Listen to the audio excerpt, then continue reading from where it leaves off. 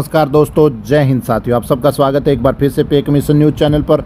आज इस वीडियो में हम बात करने वाले हैं जो जवान हैं इंडियन आर्मी के, उनकी पे अलाउंसेस और जो जितने भी पेंशनर्स हैं उनकी पेंशन से संबंधित समस्याओं के बारे में, उसके ऊपर क्या क्या एक्शन किए गए हैं ताकि उनको अपनी सही पे एंड अलाउंसेस और पेंशन मिल सके।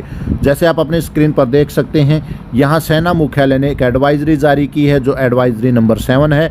इसको 25 जून 2025 को जारी किया गया है और सभी कमांड हेडक्वार्टरों को भेजा जा चुका है। ये जो एडवाइजरी जारी की गई है ये डॉक्यूमेंटेशंस के संबंधित है, उसकी एक चेकलिस्ट तैयार की गई है ताकि जो जवानों की पे और अलाउंसेस, पार्ट 2 ऑर्डर, सभी समस्याओं के बारे में इसमें बताया गया है। जैसे आप इसके पैरा 1 में पुराने रेफरेंसेस देख सकते हैं, उसके बाद यहाँ पैरा 2 में आप देख सकते हो कि यहाँ पर SSCA, PCDA और जो 9 आपके POR हैं उन सब ने मिलकर यहाँ पर एक ऑडिट कैरिड आउट किया है।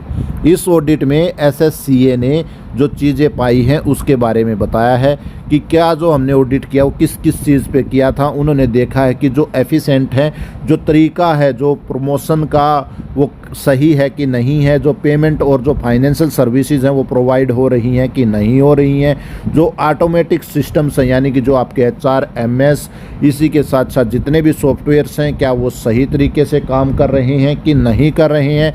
उसके बाद में सभी जितने स्टॉक होल्डर्स हैं उनके ग्रीवेंसेस को कम करने के लिए और जो यूज़र्स हैं यानी कि जितने भी इंडियन आर्मी के जो जवान हैं उनकी संतुष्टि हो रही है कि नहीं हो रही है, इन सब चीज़ों का यहाँ पर ऑडिट किया गया है। जैसे आप इसके पैरा 4 में देख सकते हो, जो ऑडिट कैरिड आउट किया गया था इसमें जो है उन्होंने रिकॉर्ड ऑफिसों का जो डाटा था, सॉफ्ट डाटा डॉल्फिन सॉफ्टवेयर का, उसको चेक किया है। सुलेखा सिस्टम जो है इसको चेक किया, उसकी जो फाइलों को वेरीफाई किया है, रिपोर्ट रिटर्न्स को चेक किया है और मैनुअली जो रिकॉर्ड रिपोर्ट्स का डाटा है उसको भी मैनुअली वहाँ पर एनालाइज किया है। और उसमें उन्होंने कुछ जो ऑडिट के जो ऑब्जर्वेशंस थे वो AGS ब्रांच में जो हैं वो दे दिए हैं। इसके साथ साथ यहाँ पर उन्होंने देखा है कि जो भी PCDA और POR जो उन्होंने रिप्लाई दिया है, यूनिट से अगर 30 to 80 बना के भेजा है, RTI भेजा है, उनका क्या रिप्लाई दिया है उसको भी एग्जामिन किया। यानी कि हर छोटी से छोटी चीज़ को यहाँ पर ऑडिट किया है ताकि हर एक चीज़ का पता लग सके। इसके साथ साथ आप देख सकते हो एक इनपुट सर्वे क्वेश्चनरी भी है जो इंडियन आर्मी के जवानों से लिया गया है, जिसमें बताया गया है कि जो रिप्लाई मिला है या जो पे एंड अलाउंसेस से संबंधित जो उनके ग्रीवेंसेस थे उनको क्लोज किया गया है, क्या वो उसके रिप्लाई से संतुष्ट है कि नहीं है, इसके बारे में भी फीडबैक लिया गया। यानी कि ऑडिट ने अपनी तरफ से हर एक छोटी से छोटी चीज़ को एग्जामिन किया है ताकि उन्हें सही समय पर उनके जो समस्याएं हैं उनका निवारण हो सके और ऑडिट करके उनके पे एंड अलाउंसेस का पता किया है। उसके बाद उन्होंने यहाँ पर बताया कि एक ड्राफ्ट रिपोर्ट जो है इनके ऑब्जर्वेशन जो टीम है उन्होंने AGS ब्रांच में सौंप दी है और उन्होंने बताया जो क्लेम प्रोसीजर जो हाईलाइट किया है AI के माध्यम से, यानी कि जो उन्होंने फीडबैक मिला उन डॉक्यूमेंट प्रोसीजर को चेक किया है वो AI से किया है और उन्होंने हाईलाइट किन किन मुद्दों को किया है। उनमें सबसे पहला जो मिला है delay publication of part 2 order, यानी कि जवानों के पार्ट 2 ऑर्डर वो हो ही नहीं रहे हैं, हो रहे हैं तो इतने डिले हैं कि उन्हें टाइम से कुछ मिल ही नहीं पा रहा है। दूसरे नंबर पर यहाँ पर बताया कि जितने भी क्लेम भेजे जा रहे हैं वो क्लेम ही गलत भेजे जा रहे हैं, उनके साथ में सर्टिफिकेट या इंक्लोजर्स लग ही नहीं रहे हैं। उसके बाद तीसरा यहाँ पर बताया है यहाँ पर बताया कि जो HRMS के बारे में जो नॉलेज जवानों को है ही नहीं, यानी कि HRMS के बारे में पता है ही नहीं। उसके बाद अगला बताया lack of awareness regarding documentations, यानी कि जो वो डॉक्यूमेंटेशन करने वाले को यही नहीं पता है कि वो कर क्या रहा है, किस तरीके को फॉलो कर रहा है, इसके बारे में भी बहुत बड़ी कमी बताई है। उसके बाद जितना भी जो सॉफ्टवेयर हैं, non securitise of software using of documentation and audit, जो सॉफ्टवेयर है उनका सही तरीके से और जो डॉक्यूमेंटेशनों का ऑडिट है वो सही तरीके से हो ही नहीं रहा है, जो कर दिया वो आगे भेज दिया है, बस ऐसे ही चल रहा है। उसके बाद जो CGDA था जो पास करने वाले अथॉरिटी थी उन्होंने भी ऐसे ही है, ओरिजिनल डॉक्यूमेंटों को वेरीफाई कर ही नहीं रहे हैं, बस आया और क्लेम को पास कर दिया। तो ये जो मोटी मोटी कमियां हैं इन्होंने इसके ऊपर ड्राफ्ट रिपोर्ट एक अपनी सबमिट की गई है। उसके बाद पैरा 6 में बताया कि जो डॉक्यूमेंट एस्पेक्ट थे वो बहुत ज़्यादा वेरियस लेवल पर नेगलेक्ट हो रहे हैं, जिसके कारण जो है डिले हो रहे हैं और रिजेक्शंस हो रहे हैं adjustment of claim paying authority specially financial applications, यानी कि जो जितने भी डॉक्यूमेंटेशंस हैं कर रहे हैं उसमें हर एक जगह पर कमी है।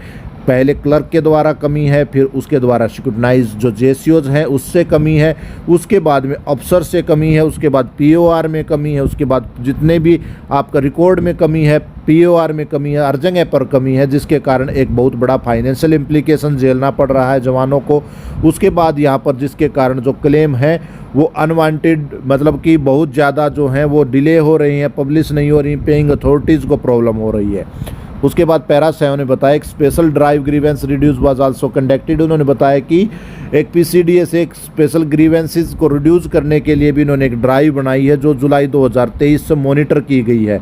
और इस टीम ने जो है विभिन्न जगह पर रिकॉर्ड ऑफिसों में, पेइंग अकाउंट ऑफिसर्स में, हर एक जगह पर जाकर विजिट किया है और इन्होंने पाया है कि अप्रोक्स जो है 1360 करोड़ लोगों का जो बचा हुआ अमाउंट है, यानी कि जवानों का आउटस्टैंडिंग है जो दिया गया है, जो एडजस्ट चल रहा है, यानी कि 1300 करोड़ रुपए हैं द इंटायर एडजस्टमेंट। और जो ये पूरा का पूरा जो सेटलमेंट है वो पार्ट ऑर्डरों का है, यानी कि जवानों को पैसा तो मिल ही नहीं रहा है, उनके पार्ट ऑर्डर वो टाइम बार पब्लिकेशन हो रहे हैं, जिसकी वजह से उन सबको परेशानी का सामना करना पड़ रहा है। और इससे ये क्लियरली पता लगता है कि जो मैकेनिज्म है वो विभिन्न जगह पर उनमें नेग्लिजेंसी है और डॉक्यूमेंटेशनों को सीरियसली नहीं लिया जा रहा है भिन्न भिन्न लेवल्स पर, जिसके कारण सीधा सीधा जवानों को, सर्विंग पर्सन्स को यहाँ पर लॉस हो रहा है।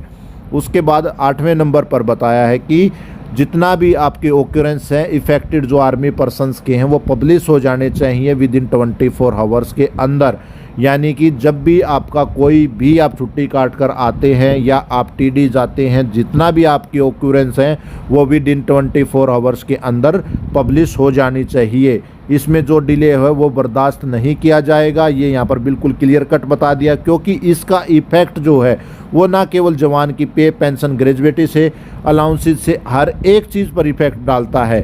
तो इन सब का प्रॉब्लम का सामना जवानों को करना पड़ रहा है। तो इसमें बताया है कि इसमें कोई भी आपको अब हिदायत जो क्लियर कर दी है विद इन 24 आवर्स के अंदर अंदर इंडिविजुअल की ओक्यूरेंस हो जानी चाहिए।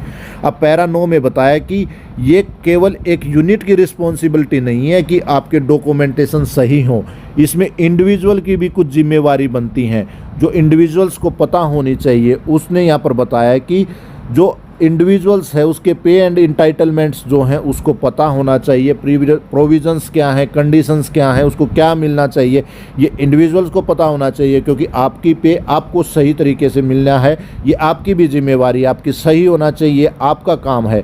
उसके बाद में जब भी आप छुट्टी से, कोर्स से, टीडी से, किसी भी प्रकार के आप हॉस्पिटलाइजेशन से रिटर्न आते हैं तो उसका पार्ट ऑर्डर करवाना ये आपकी जिम्मेवारी है। अगर आपके पार्ट टू ऑर्डर में कुछ गलती हैं और उसमें अगर क्लेम में कुछ गलती होती हैं और वो पब्लिश कर रही हैं, उसमें कुछ गलतियां रह रही हैं, करने वाला उसका नहीं मान रहा है, यानी कि जो आपका पार्ट टू ऑर्डर क्लर्क है वो उस चीज़ों को ठीक नहीं कर रहा है, तो आपको इमीडिएटली आपके सीओ या ओसी को रिपोर्ट करनी है और उस ओकरेंस को ठीक करवाना है। उसके बाद में जो यूनिट का सीओ, ओसी, एसडब्ल्यूएस अफसर्स वगैरह, उनकी भी जिम्मेवारी दी गई है कि उन्होंने जो पब्लिश पार्ट टू ऑर्डर है उन ओकरेंस को चेक करना है। उसके बाद में जो ऑब्जर्वेशंस आते हैं किसी भी चीज़ में उसको टाइमली सबमिट करके इमीडिएटली उसको रिसोल्व करना है और अकाउंटिंग पर ध्यान देना है। जब साइन करते हैं उससे पहले उनके पॉलिसीज़ पे, अलाउंसेस के क्या है, क्या चल रहा है, उनके बारे में पता होना अनिवार्य किया गया है। उसके साथ साथ जो कंट्रोलिंग ऑफिसर्स है उसकी रिस्पॉन्सिबिलिटी, अगर कल न कुछ गलत और ज़्यादा पेमेंट हो जाती है तो उसके लिए जो साइन करने वाला ऑफिसर्स है वो उसके लिए जिम्मेवार होगा। उसके बाद यहाँ पर पैरा 10 में बताया कि अटैक कमांड को भी कुछ बताया गया है, वो यहाँ दिया गया है कि जो डॉक्यूमेंटेशन प्रोसीजर है उसको सभी प्रकार के कोर्सेज में इंक्लूड करे ताकि जवानों को ज़्यादा से ज़्यादा इसके बारे में पता लग सके।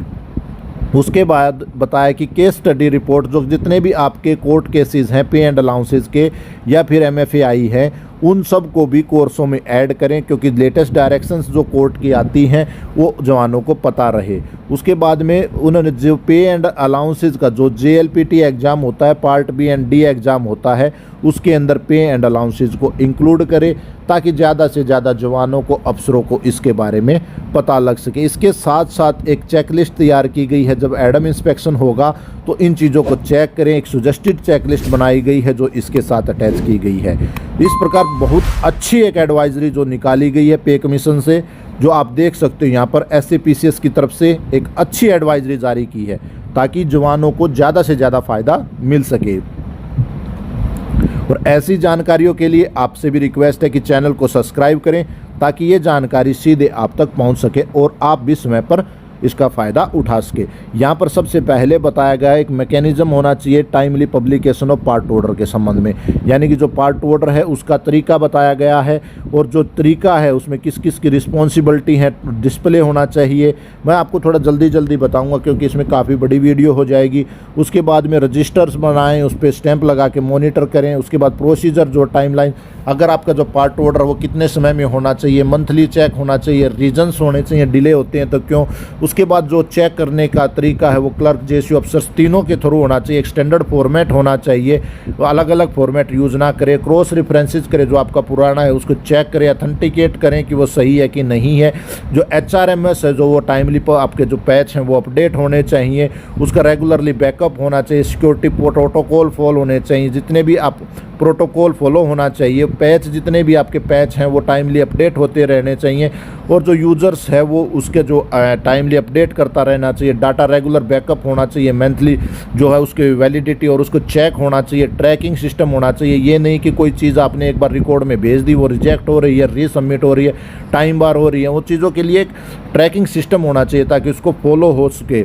और एक बार भेज दिया उसके बाद उसको चेक करते रहना, मंथली रिव्यू करता है, उसके रिमाइंडर देते रहना। रिजेक्शंस पार्ट ऑर्डर है उसका अपने ग्रीवेंसेस जो हैं उसके क्या किया है क्या नहीं किया, इस तरीके से पार्ट ऑर्डर सब कुछ का एक कम्युनिकेशन होना चाहिए ताकि टाइमली वो चीज़ें आपको मिल सके। उसके साथ साथ SOP एक चेकलिस्ट की होनी चाहिए जो क्लेम और पार्ट ऑर्डर की है। उसमें आपको सर एक चीज़ होनी चाहिए, लिखा होना चाहिए, यूनिट के बारे में बताया होना चाहिए। उसके बाद वेरिफिकेशन प्रोसीजर में चेंज करना चाहिए, ट्रेनिंग अवेयरनेस होनी चाहिए, क्लासेज लगाई जानी चाहिए, पार्ट ऑर्डरों के बारे में ज़्यादा से ज़्यादा बताना चाहिए। और जितने भी इसके अलावा जो इम्प्लीमेंटेशन होते हैं, पॉलिसीज़ होती हैं, उन सबको एक अच्छे से लगाकर डिस्प्ले होना चाहिए। जैसे आप यहाँ पूरा देख सकते हैं, इसमें काफ़ी अच्छी एक एडवाइजरी बनाई। अगर इन चीज़ों को अगर यूनिट फॉलो कर लेती है तो पे एंड अलाउंसेस मिलने में किसी भी प्रकार की कोई डिले नहीं होगी। ट्रेनिंग जो है ज़्यादा से ज़्यादा ट्रेनिंग होना चाहिए, उनको मेंटेन करना चाहिए। उसके बाद आप देख सकते हो कि यहाँ पर जो है ट्रेनिंग मटेरियल अपडेट रेगुलरली होना चाहिए। ये इस तरीके से काफ़ी एक जो अच्छी एडवाइजरी है पे कमीशन सेक्शन की जो SAPCS है इसने जारी की है। AGS ब्रांच की मैं इस एडवाइजरी की सराहना करता हूं। और अगर यूनिट इन तरीकों को भी फॉलो कर लेती है तो जवानों को टाइमली उनके पे एंड अलाउंसेस मिलेंगे और ज़्यादा से ज़्यादा जवानों को फ़ायदा मिलेगा ताकि जवान खुशी खुशी काम करेंगे। आज की वीडियो में यही जानकारी थी। इसी के साथ जय हिंद, जय भारत।